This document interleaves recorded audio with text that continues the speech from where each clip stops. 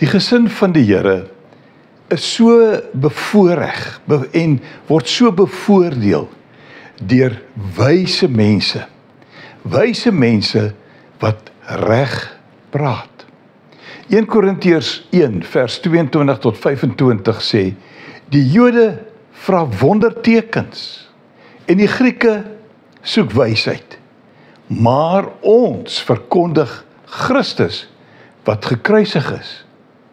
Vir die Jode is dit 'n aanstoot en vir die ander is dit onsin.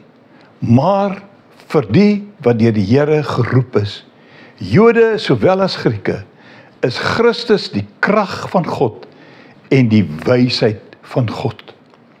Wat vir die wêreld die onsin van God is groter wysheid as die wysheid van mense. En wat vir die wêreld die swakheid van God is groter krag as die krag van mense.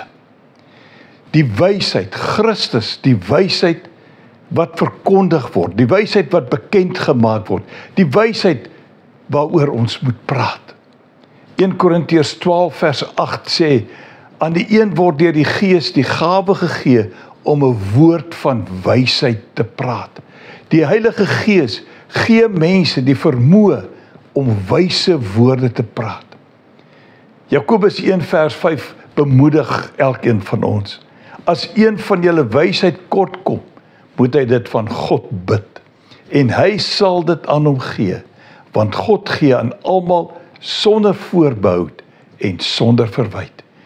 Ons hoef nie oningelig te wees nie. Ek wil amper sê, ons hoef nie dom te wees nie. Ons hoef nie onnosel te wees nie.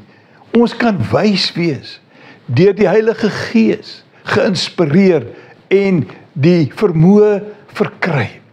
Kom ons vertrou God dat ons elke dag met wysheid sal optree.